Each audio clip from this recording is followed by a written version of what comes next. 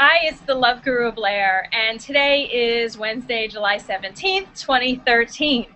Now, over the weekend, right when the Zimmerman trial was, when Zimmerman was found not guilty, we see then, well, what I saw, I'm living in the Miami area, and throughout the whole weekend, whenever I was driving, I was listening to the radio, and as I've shared in other videos, I happen to listen to hip hop, which I'm going to make another video about that today, discussing my journey with that, having to do with entertainers who hate whites. That's that other video I made, so we're going to continue it along.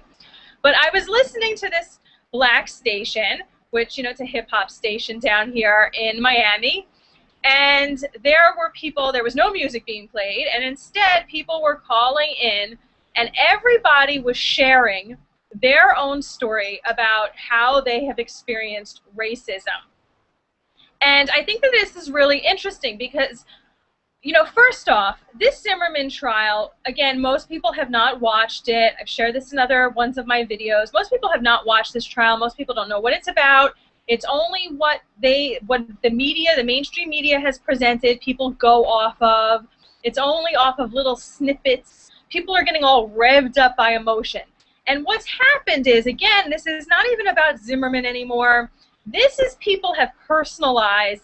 This is about their own wounds. And that's what we're seeing really come to the forefront right now.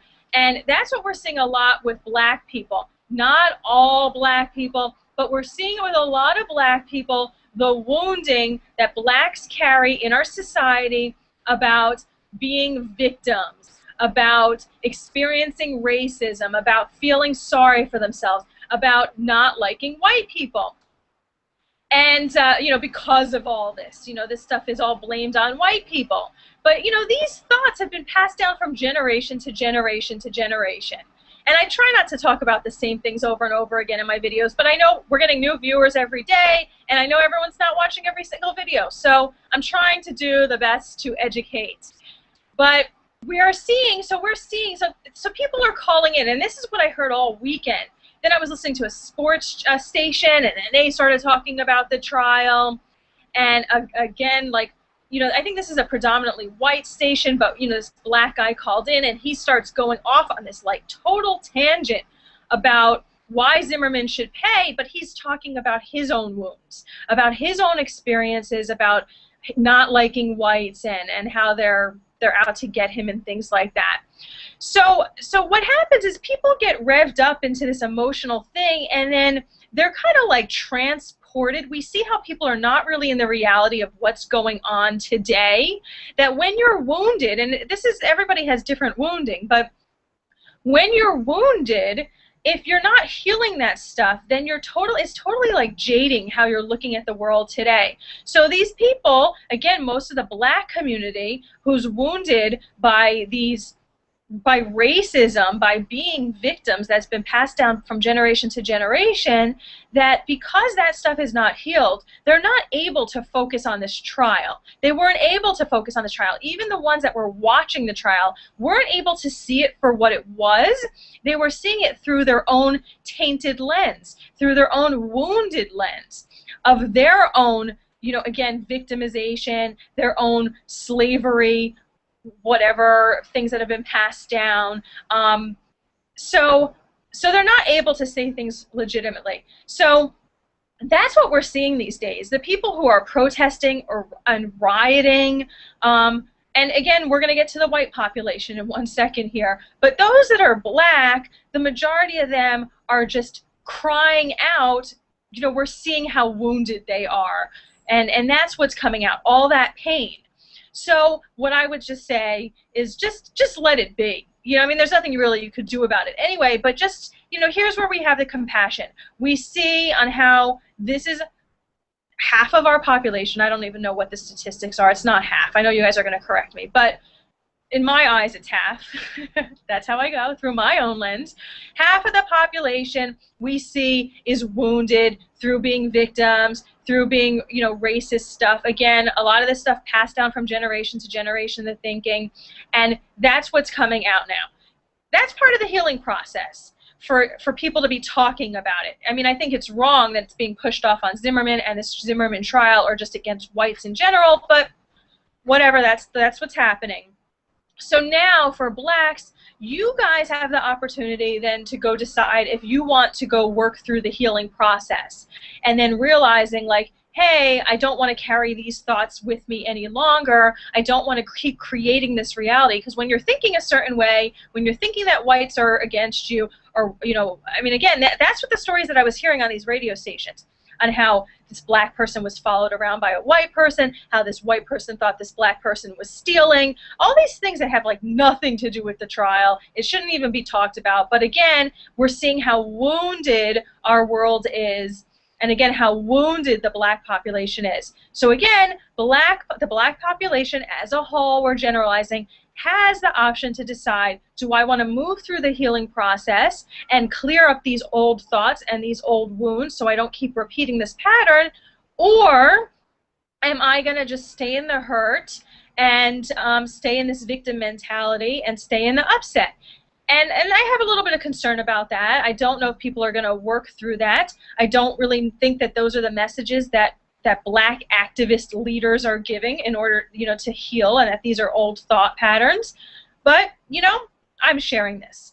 Second, then the whites that we see that are, you know, oh my God, Zimmerman should be in jail, and we see, again, this petition going around that I think, again, was started by the NAACP, and to urge the Department of Justice to then now charge Zimmerman civilly.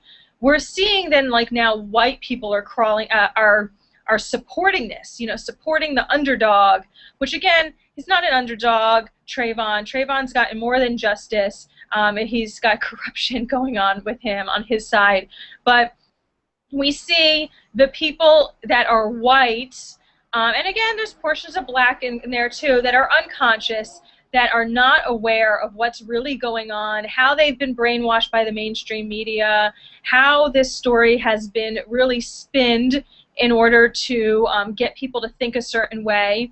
And unfortunately, you know, we're seeing a lot of spiritual people, well, I'm seeing a lot of spiritual people that are staying on that side too, that Zimmerman's a racist, that Zimmerman was out to get Trayvon, all this bullshit. So again, you know, I mean, I think that's upsetting to me, because again, as spiritual people, I like to think that people are more awake, are more aware, and maybe of some things, but there's things going on with our government that I think a lot of spiritual people just don't want to be looking at.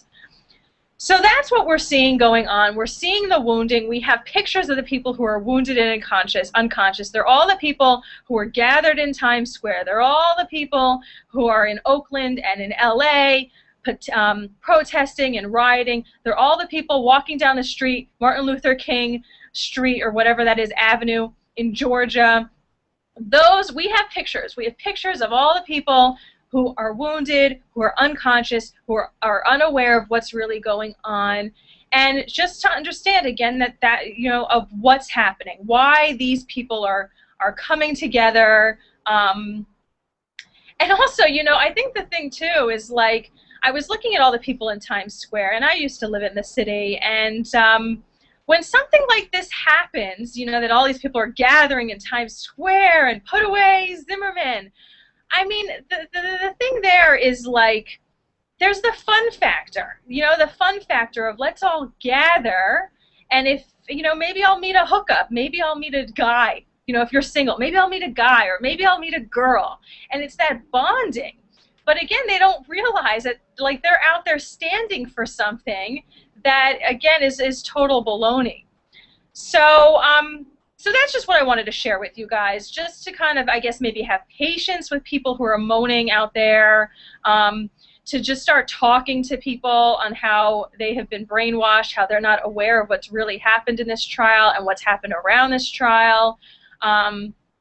Maybe if it's a black person that you hear moaning, you know, someone that you're friends with, you know, maybe just to point out that, hey, you know, this is wounding that you have, this is the victim mentality thing that you have going on here, you know, are you going to let it go? And however you want to deal with it. But to me, again, it's just, we're seeing, again, I knew that I was living in an unconscious world, and I knew that most people in our world are wounded. But when I see them all gathering, it's just, it's breathtaking. It's really breathtaking. Um, and it's upsetting to me again too, and because again it makes me think, oh God, I really have my work cut out for me, because this is what I feel is my mission, to be waking people up, to be empowering people. So thanks for listening, and tune in for the next video. I'm making another video. Bye bye.